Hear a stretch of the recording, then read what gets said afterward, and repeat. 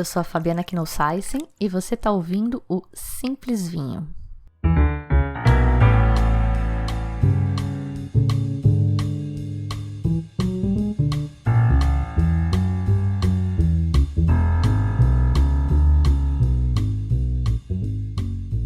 Esse episódio conta com o apoio de madrinhas e padrinhos do Simples Vinho e você também pode apoiar como eles e ter acesso a conteúdos e ofertas exclusivas. Saiba como acessando simplesvinho.com/apoie.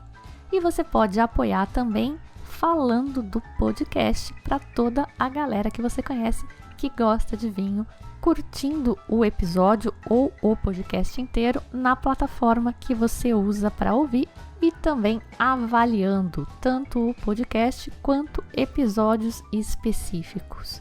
Isso faz o algoritmo pensar que esse conteúdo é legal e vai compartilhar ele com mais pessoas.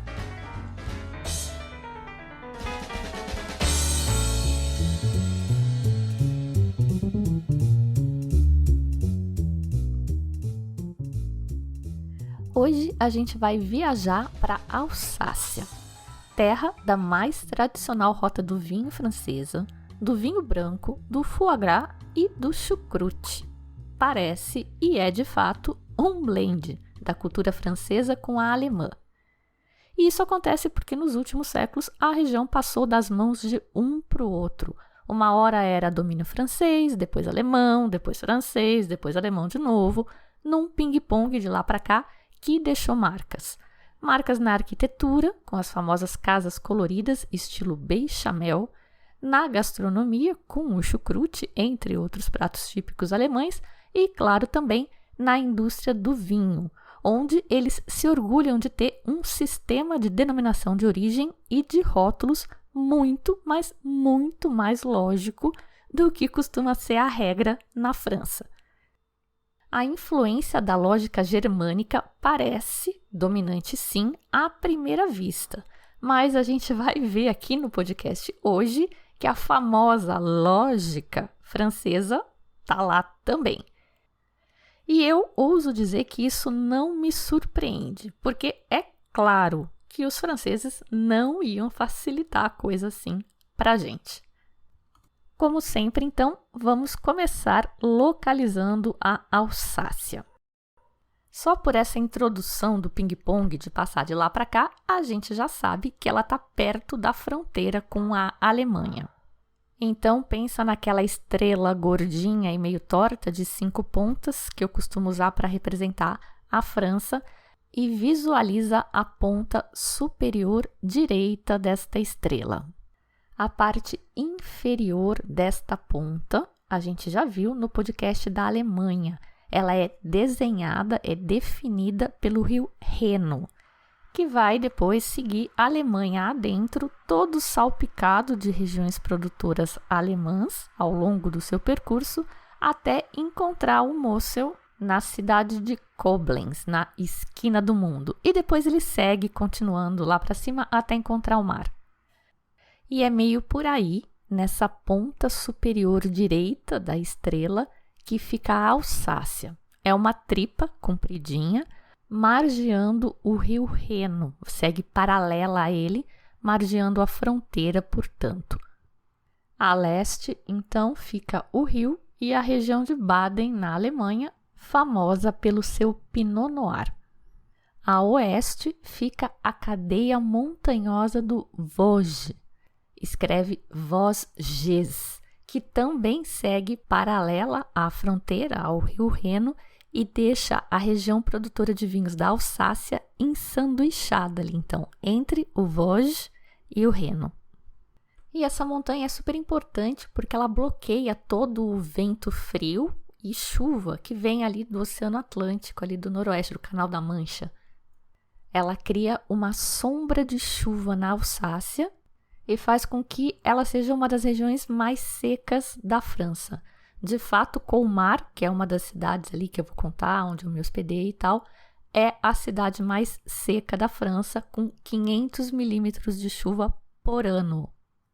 Essa secura, claro, pode ser um problema para as videiras, para a produção de vinho, especialmente quando está num solo mais arenoso, com menor capacidade de reter água, quando as vinhas são mais jovens, têm as raízes menos profundas e menor capacidade de encontrar água também.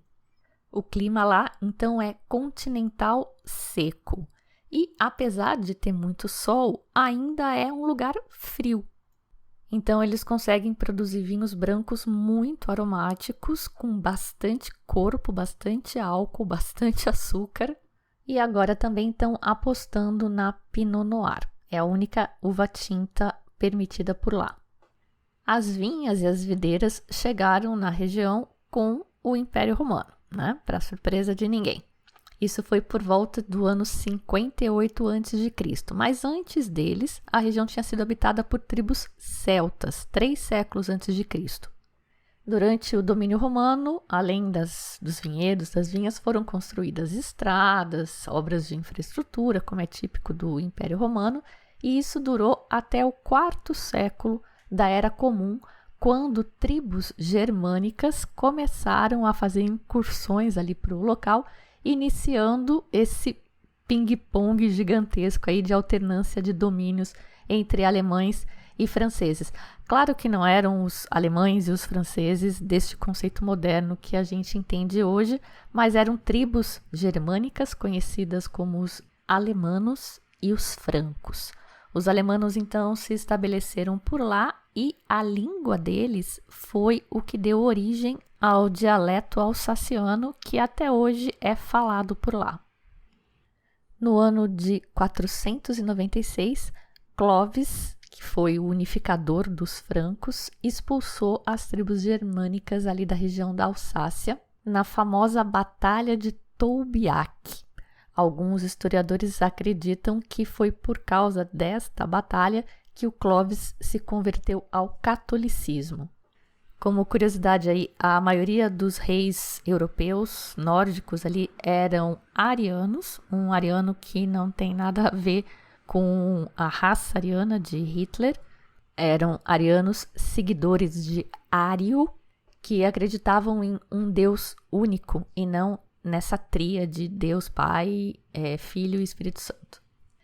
A esposa do Clovis era uma borgonhesa, era católica, embora a família fosse ariana, ela era católica, e ela vivia insistindo para o Clovis adotar o Deus dela.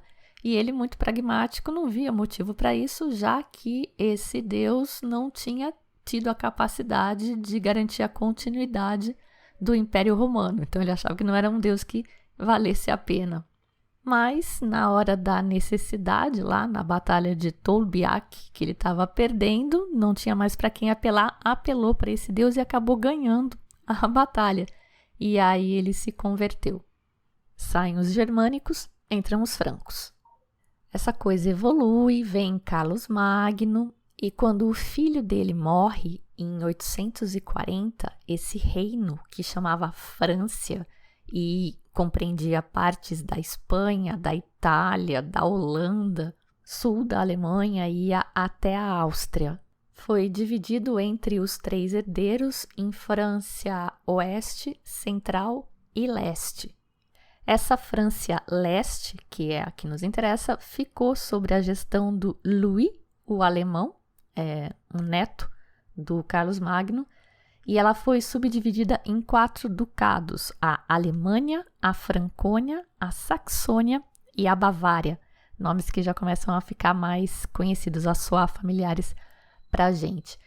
Essa divisão persistiu até fevereiro de 962, quando houve a coroação do Otto I, e isso marcou o início da passagem desta terra para o Santo Império Romano, que a gente já viu nos episódios aí sobre a Alemanha. A gente falou bastante do Santo Império Romano, que alguns historiadores dizem que não era santo, nem um império e muito menos era romano, mas é o nome mais comumente aceito. Não confundir com o Império Romano lá da época de Júlio César. Com essa transição, que é bastante suave, né, para os padrões medievais de guerras e de matanças e tal, dá para a gente considerar que a região da Alsácia volta a estar sob domínio alemão, porque esse Santo Império Romano ele é muito a cara da Alemanha. No século XVII vem a Reforma e a Guerra dos 30 Anos, que a gente já falou também, quando católicos e protestantes se mataram loucamente, e o pessoal da Alsácia, que no século XIV já tinha tido umas aspirações independentistas, eles procuraram o rei da França para ajudar, para vir em auxílio deles e liberá-los do domínio da Casa de Habsburg, que era o ducado que dominava a área, principalmente a parte sul ali da Alsácia.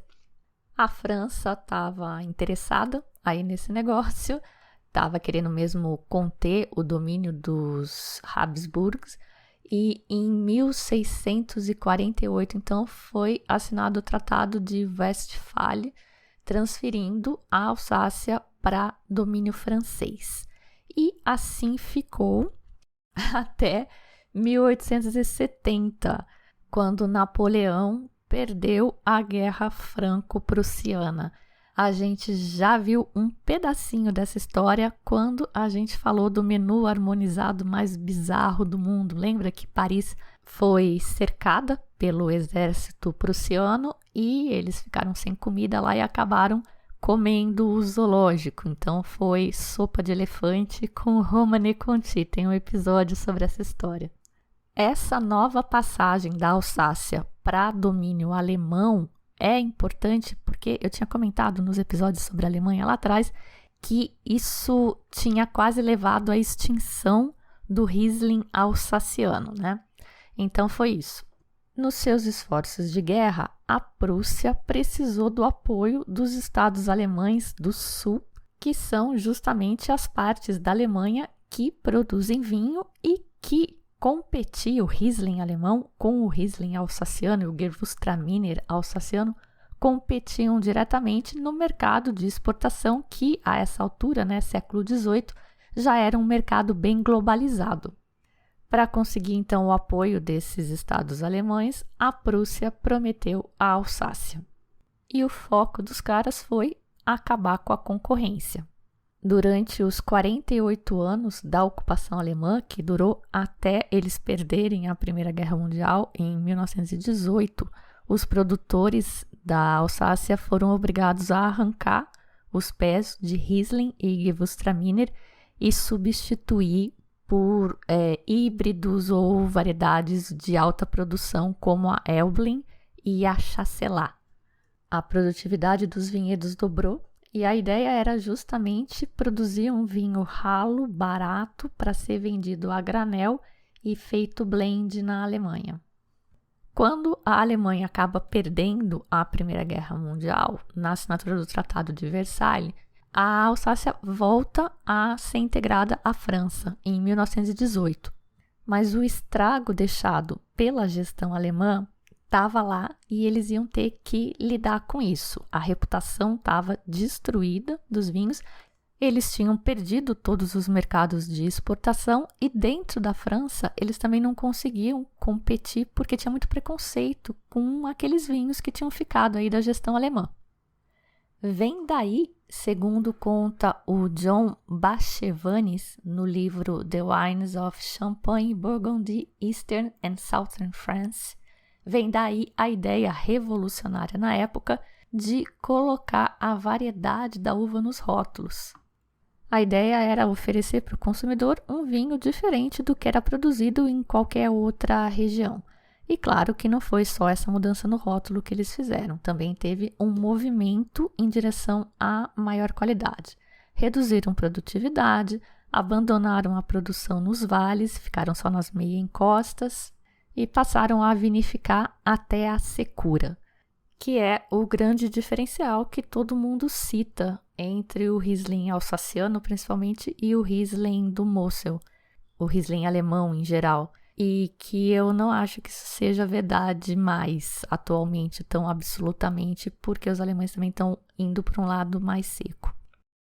Mas estavam eles lá nessa labuta de replantar, recuperar a imagem, correr atrás do tempo perdido, do prejuízo, e em 1940 A Alsácia é anexada pela Alemanha e já na expansão nazista do Hitler.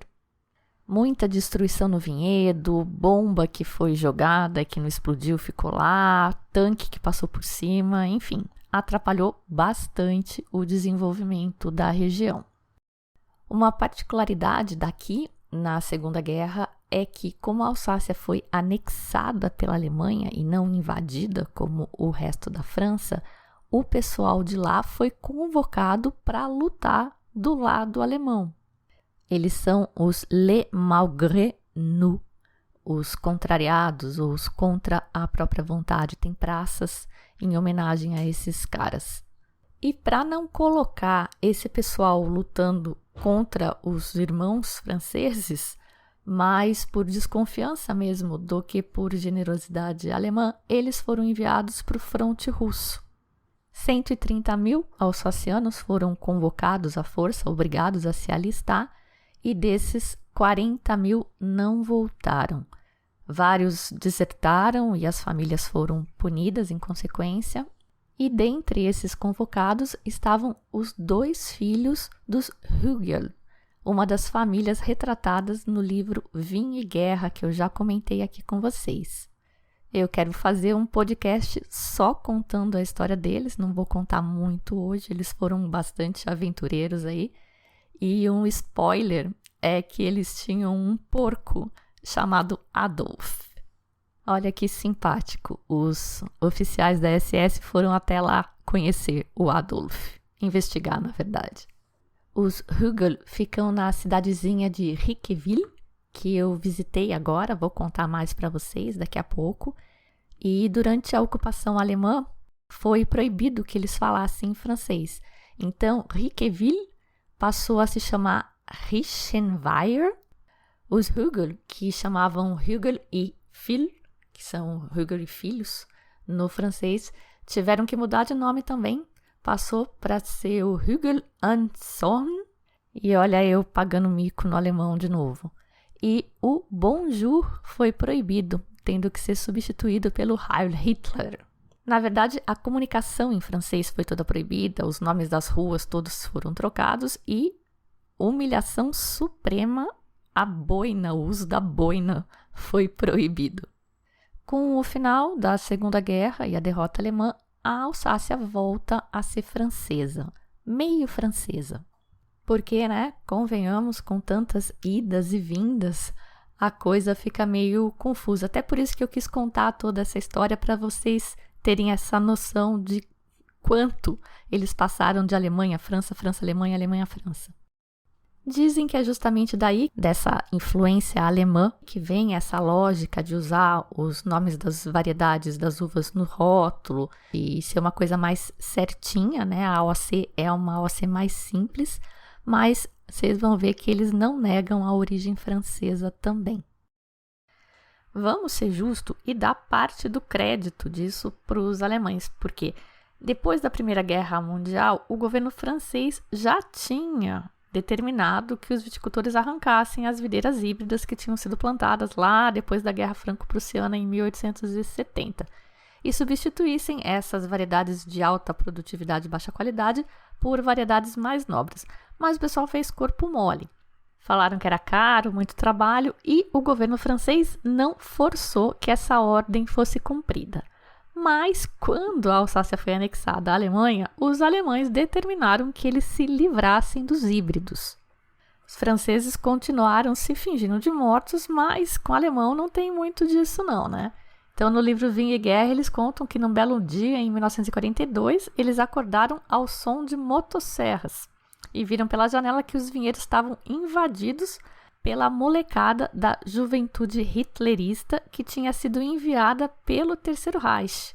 Vários caminhões lotados dessa molecada foi para a Alsácia com mapas dos vinhedos e podadeiras e serras e, numa pegada só, detonaram 75% dos vinhedos que eram compostos por híbridos. E, na opinião da maioria dos alsacianos, essa foi a única coisa boa que os alemães fizeram pela Alsácia. Agora, eles não iam ter remédio senão replantar mesmo. Já que estava tudo destruído e eles tinham que meio recomeçar do zero, resolveram focar no que eles chamam de variedades nobres e o foco lá é uva branca.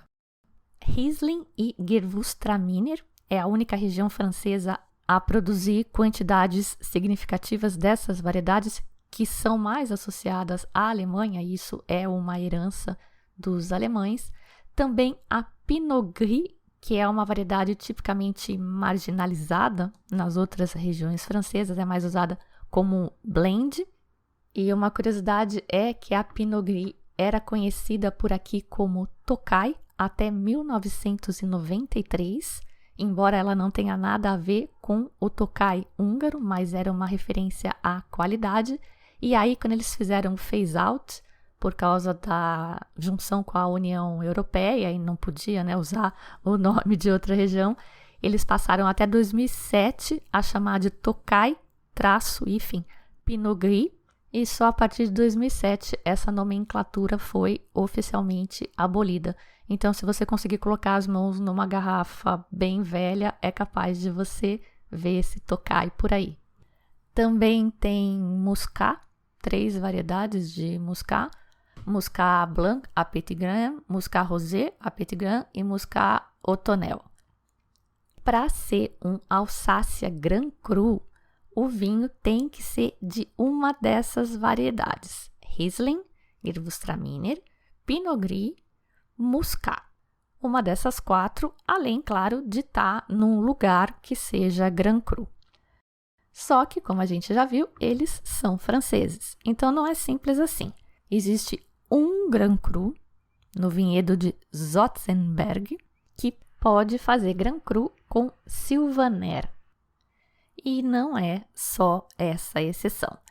Tem 3 vinhedos Grand Crus, Altenberg de Bergheim, Kefferkopf, Deus do céu, essa pronúncia, hein? E o próprio Zotzenberg, que podem produzir Grand Crus blends, porque normalmente eles são varietais. Esses 3 lugares podem produzir blends das variedades que são tradicionais desses vinhedos e desde 2022 agora, super recente, tem Grand Cru de Pinot Noir.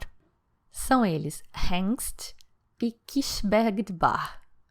E essa atualização sobre os Grand Crus de Pinot Noir não está nem no site oficial do Vinhos da Alsácia. Olha que luxo que é esse simples vinho. E não é fake news, embora vocês não vão conseguir confirmar em nenhum dos lugares aí, porque a Ana confirmou para mim. A Ana Carolina, nossa velha conhecida, que é cavista, lá em Paris, já participou de vários episódios aqui no podcast. Eu pedi ajuda para ela porque eu não estava conseguindo me decidir a respeito do que era fake news ou não. E ela teve que consultar também. E aí eu perguntei para ela onde que ela tinha consultado. Ela disse que foi em revistas especializadas. Mais uma curiosidade, esse Zotzenberg, que é aquele único Grand Cru de Sylvaner, é um vinhedo grande, que essa é uma outra crítica aí aos Grand Crus, alguns Grand Crus alsacianos, porque alguns têm uma área muito grande e o solo lá é muito variado, então o solo dentro de um Grand Cru varia muito, você não sabe exatamente, ele não quer dizer muita coisa. O fato de vir de um Grand Cru grande pode ser de qualquer tipo de solo diferente, você não sabe o que esperar do vinho. Mas nesse Zotzenberg tem uma plantação de Pinot Noir, mas o Pinot Noir de Zotzenberg não pode ser classificado como Grand Cru, pelo menos não ainda. Atualmente são 51 Grand Crus na Alsácia. A legislação, a categoria foi criada em 1983 e foi baseada numa classificação de vinhedos que tinha acontecido em 1975, mas já foi muito revisada desde então. Para nossa sorte, um Grand Cru da Alsácia não desfruta do mesmo privilégio, nome e preço de um Grand Cru de outro lugar mais tradicional, como a Borgonha ou como Bordeaux. E isso para a gente representa ótimas oportunidades de encontrar barganhas. Alguns produtores, inclusive, optam por não usar, embora eles tenham lugares Grand Crus, vinhedos Grand Crus, eles optam por não usar isso no rótulo, porque eles acham que o seu próprio nome é mais importante, deve se destacar mais ou traz mais valor, agrega mais valor para o vinho do que o termo Grand Cru. Um famosérrimo exemplo é o Clos Santon do Domaine Tombac. Ninguém sabe ao certo se foi uma jogada de marketing ou se foi para evitar as restrições da denominação de origem de Grand Cru, que o proprietário optou por não utilizar o termo Grand Cru no rótulo, mas fato é que ao invés de deixar o vinho com uma imagem de mais barato, deixou o vinho ainda mais famoso. É um Riesling e na consulta de hoje, 10 de março de 2023, ele custa R$ 1.600. Mas não se assustem porque os Grand Crus da Alsácia são ótimos achados, desde 30 euros, 50 euros, a gente tem ótimas barganhas para encontrar por lá. Além da apelação Grand Cru, tem mais 2 apelações só na Alsácia. Então, nesse sentido, eles são bem germânicos, realmente são mais simples.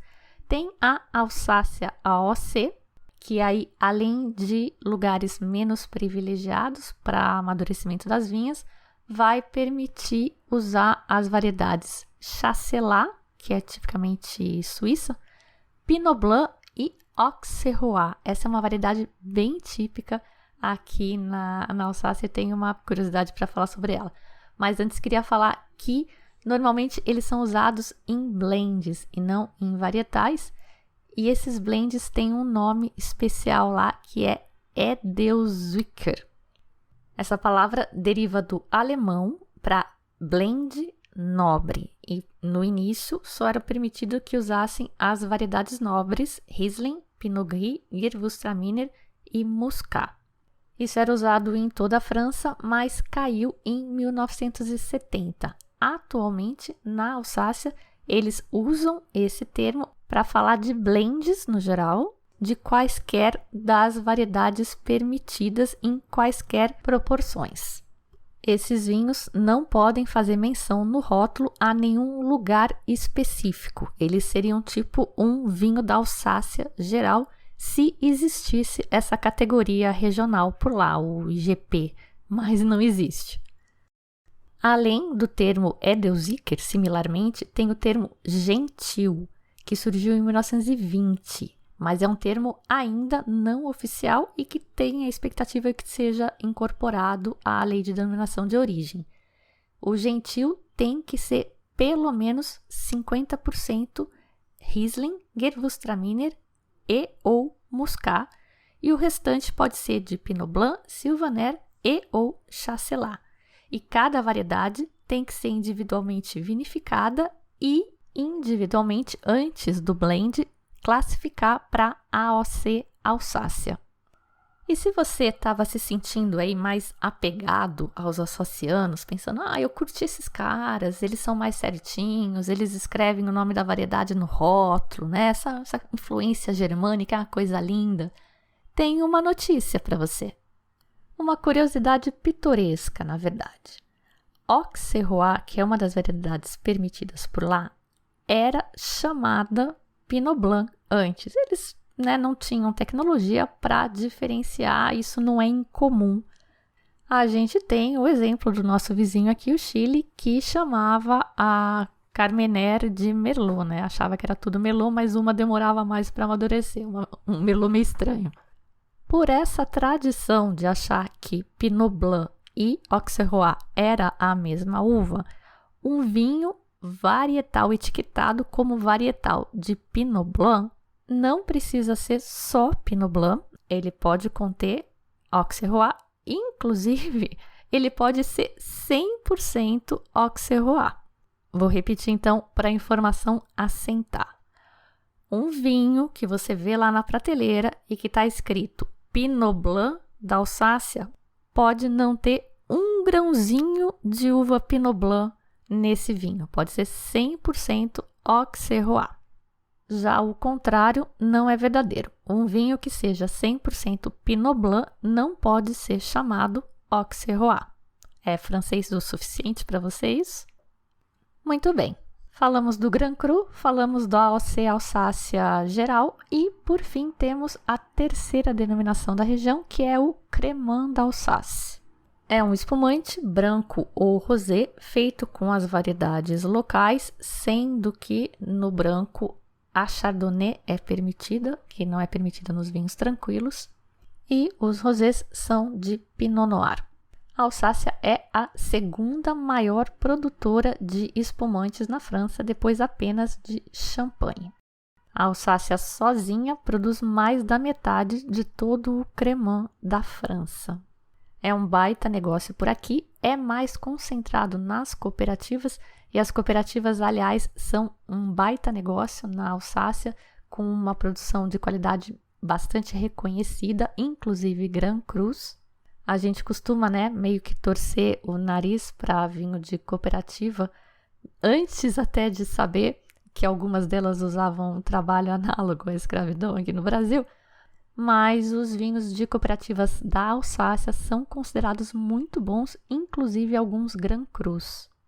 Essa cultura de cooperativas na Alsácia surgiu depois da anexação pela Prússia, em 1871, quando eles perderam os mercados, do dia para a noite. Some-se a isso safras ruins, doenças, o pessoal ali realmente lutando para conseguir fazer algum dinheiro. Surgiu essa ideia de se juntar em cooperativas, e a de Ribeauvillé, fundada em 1895, foi a primeira delas.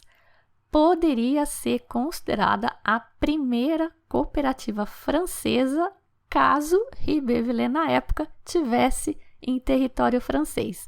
Como eles estavam sob domínio prussiano, o título de primeira cooperativa francesa acabou sendo dada por uma outra propriedade lá perto de Béziers, que foi fundada só 6 anos depois. A produção de espumante, de Cremant na Alsácia, não é tradicional, é um fenômeno recente do século XX, e a denominação de origem foi estabelecida só em 1976. A gente está então se aproximando do final deste episódio, vai ter mais, não se preocupem, mas eu queria deixar uma estatística e, infelizmente, ridiculamente, a mais recente que eu consegui é de 2006. Olha que mico, que fiasco. Mas nem o site da Vanda Alsace é muito atualizado, como vocês viram na questão do Pinot Noir. Então, da região de produção, 78% é AOC Alsácia, 4% é Alsácia Grand Cru e 18% é AOC Cremant d'Alsace. Tem mais 2 termos regulados que você pode encontrar nos rótulos: vendange tardive e sélection de grains nobles, que é a colheita tardia, ou o equivalente ao alemão Spätlese, e a seleção de grãos nobres, que é aquela colheita grão a grão, SGN. A gente falou dela quando falou no episódio dos vinhos doces, quando tem as uvas botritizadas. Uma coisa interessante é que o termo vendange tardive, a colheita tardia, foi criado aqui na Alsácia, embora hoje seja usado em muitas partes. E foi o Jean Hugel, nosso colega lá de Riqueville, que tem o porquinho chamado Adolf. Foi ele que começou a desenhar uma regulamentação para vinhos de colheita tardia em 1976. Essa regulamentação para a colheita tardia foi aceita pela INAU, que é o órgão que controla as denominações de origem ali na França, em 1984, e essa lei era informalmente conhecida como a Lei de Hugel, em homenagem aí aos esforços dele. A lei estabelece concentrações mínimas de açúcar no mosto de acordo com a variedade para os colheita tardia e também para a seleção de grãos nobres, que é mais alta a concentração, proíbe chaptalização e acidificação. E depois esses vinhos têm que ser aprovados por uma comissão através de uma... como é que fala? Um blind tasting, uma prova cegas. a garrafa típica daqui, que vocês devem se lembrar, aquela garrafa mais alongada, é obrigatória. Tá na lei. A gente conhece como Flûte d'Alsace, né? Flûte, mas o nome oficial que tá na regra de denominação de origem é Vin du Rhin, ou vinho do Reno, garrafa vinho do Reno. Na Alemanha também eles usam essa garrafa, mas por lá não é obrigatório. Outro termo digno de nota na Alsácia são os Clos. Escreve Clos, C-L-O-S, e significa um vinhedo murado. Os Clos têm origem da época dos monastérios e protegiam, na verdade, os melhores vinhedos que tinham sido identificados pelos monges, que eu não comentei aqui, mas claro que a Alsácia também passou por essa época dos monastérios. Atualmente, a maioria dessas paredes já caiu e alguns desses vinhedos nunca nem foram de fato murados, mas eles têm esse status de Clos, que é até mais prestigioso que o status de Grand Cru. Afinal, os Clos estão aí desde a Idade Média e os Grand Crus só surgiram em 1983. Ilustrando essa história, a gente tem, por exemplo, o Clos Chantun, que é do Domaine Tambach, que fica dentro de um Grand Cru, o Rossaker, mas ele opta por não escrever Grand Cru no rótulo. Ele chama de Clos Chantun. E é um vinho super cultuado. Tem também o Clos de Capuchin, que fica perto do Schlossberg, que é um Grand Cru, mas não fica dentro e ele não é menos prestigiado do que os Grand Crus. Esse é do Domaine Weinbach. E do Zindhambrecht, a Ana vai falar bastante do Zindhambrecht, a gente tem o Clos Hausserrer, Clos Gebsau e Clos Windsbull. Nenhum deles é Grand Cru, mas o prestígio e os preços são superiores a muito Grand Cru. Fato curioso que eu devia ter encaixado em algum lugar por aí, acabei perdendo, mas não quero deixar de comentar aqui. Em 1918, a Alsácia passou de ser a maior região produtora de vinhos da Alemanha para ser a menor região produtora de vinhos da França. É uma região bastante pequena até hoje. No próximo episódio, a gente vai percorrer a rota do vinho da Alsácia e a gente vai ter a companhia da nossa querida Ana Carolina. A gente vai começar então na cidade de Estrasburgo, no norte, aonde, curiosamente, foi composto em 1792 o Hino ao Exército do Reno, que a gente conhece com o nome mais famoso, que é a Marselhesa. De Estrasburgo, a gente vai sentido sul, passando pelos produtores recomendados pela Ana, pelos castelos, que várias pessoas recomendaram a visita a este castelo, que eu não fui, mas ela foi, ela vai contar pra gente como é, e vai terminar em Colmar, que é uma ótima cidade para você usar como base para explorar esse lugar que, para quem gosta de vinho, é um paraíso. E para quem gosta de cerveja também, a Alsácia é a maior produtora de cerveja da França, possivelmente uma herança alemã. É também a casa do queijo Münster e um paraíso para todos os torturadores de ganso e apreciadores de foie gras. Eu sou a Fabiana Knossaisen e vou ficando por aqui com um simples vinho. Tchim, tchim.